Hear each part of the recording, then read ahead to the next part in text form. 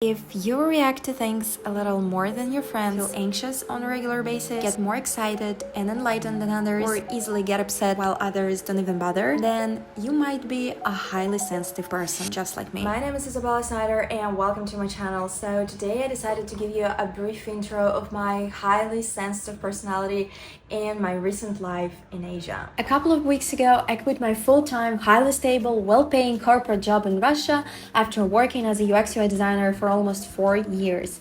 I bought a one-way ticket to Vietnam and left to start a new chapter in my life. Actually, this decision took me years to process, accept, and finally act on. Since childhood, I've dreamed of living abroad, yet here I am at 25, only now beginning to explore the world. In future videos, I'll share why it took me so long to make this move, what kept me in Russia, and what mental work it required to make the first step. A little about the trip. There are no direct flights from Russia to Vietnam, so my journey took almost 22 hours. I had a 5-hour layover in Dubai. Then I experienced the luxury of Emirates aircraft. I was like, wow, about literally every detail, from the stairway ceiling to the variety of food on board. After that, we landed in Ho Chi Minh City, where I had only an hour and a half to reclaim my baggage and check in for my next flight. It was quite a challenge. I felt extremely nervous, but everything turned out fine. Then the last flight, and finally, welcome to Da Nang. On the way to my friend's place, my first impression of Asia was, oh my gosh, there are so many bikes. I'm not a driver myself, so I wondered how I would navigate and cross the roads. It seemed like a huge mystery to me at that moment. As I mentioned, I had the opportunity to stay at my friend's place for the first week. They showed me around, helped me get a first impression of Da Nang. It's a coastal city with a spectacular sea view and a long seaside promenade, perfect for walking, evening runs, or cycling.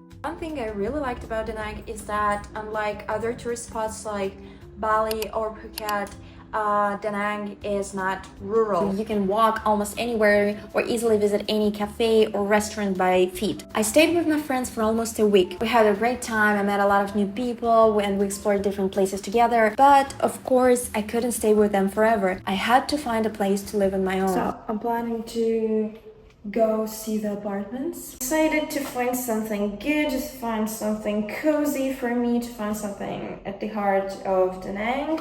So stay tuned. This is where I want to start talking more about hypersensitivity. Let's break it down. What does hypersensitivity actually mean?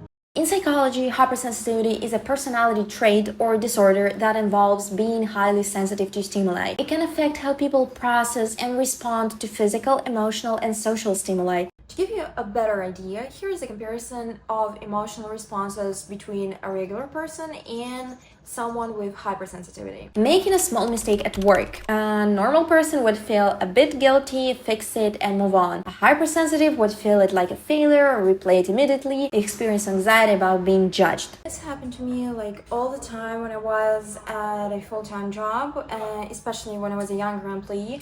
I felt that they were going to fire me after a small mistake, or like they were going to say that I'm stupid or incompetent, or that I wasn't capable of performing my duties. If someone uses a harsh tone, a normal person would notice the tone but focus on the message. A hypersensitive one would feel attacked, heart races, might take hours or days to process the emotions. Once I was in a situation when I was spectating a conversational fight between two of my friends. Later, when I had a conversation with the person who started that fight, I felt extremely nervous just being around them. Seeing a beautiful sunset to a normal person would be appreciate it and move on. So a hypersensitive one would feel deeply moved, might tear up, experience a profound sense of awe. I can act like a dummy when I see something incredible, something extraordinary on the street. I can just observe for another 10 minutes and I can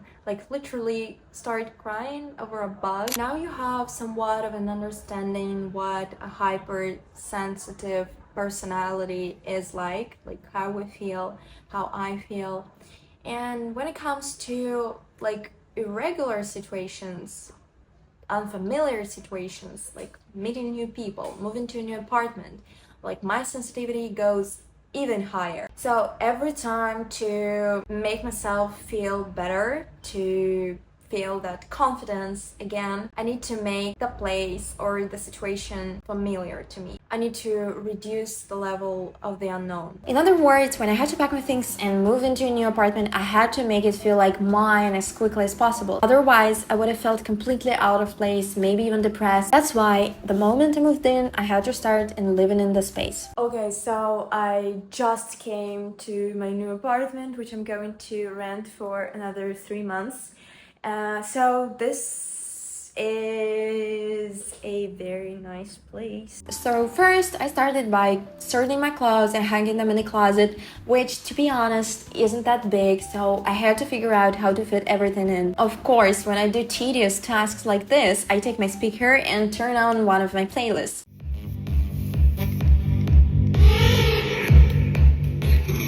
I really love minimal techno, and I also have a couple of mixed podcasts made by me. I'll attach the link to one of them. And yeah, if you noticed, I brought an Ashanka hat to Vietnam just in case, but mostly because it's a lucky charm. A lot of funny stories are connected to this hat, like that time in Istanbul when some people tried to buy this hat, but of course I refused. Not because I'm not about money, but because I'm about being cool with money. So once I finished stuffing the closet with my belongings, it was time to roll back the suitcase, and I almost forgot about them, my stomach pills. Yes, I brought all of these straight from Russia to Vietnam to cure my stomach. Do you find it hilarious? Me neither, because I actually need to take them all. I'll explain why in a separate video. Oh, and check this out, because of the humidity, pills got stuck together. So now every time I need to take one, I have to break off a whole chunk. Next, I placed all of my accessories, books, and other small things. Funny thing, I always bring a ton of books on trips, but I never read them because I end up buying new ones. Do you experience the same problem? Finally, the most visual part.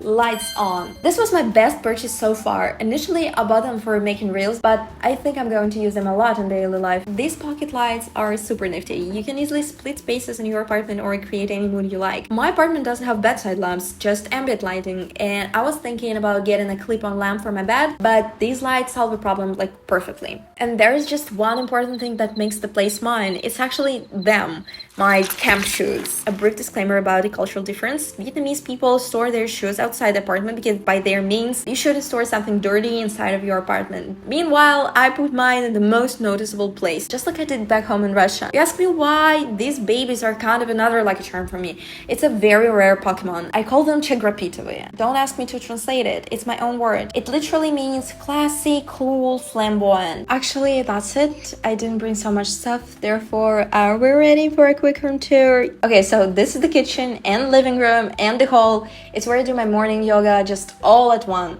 Just see how much makeup I brought with myself, but it's just a tiny bit of what's left behind in Russia. Anyway, I'm really looking forward to start creating my makeup videos. And here's the bedroom and a small balcony. I read there in the mornings. Now you might be wondering what's the price I rented it for. It cost me just about $300 per month. Okay, so that's it for today. Thanks for watching. I hope you enjoyed the video, and I really think that I made this apartment a bit too cozy because I can't get rid of the feeling that I've been living in this apartment for 150 years already.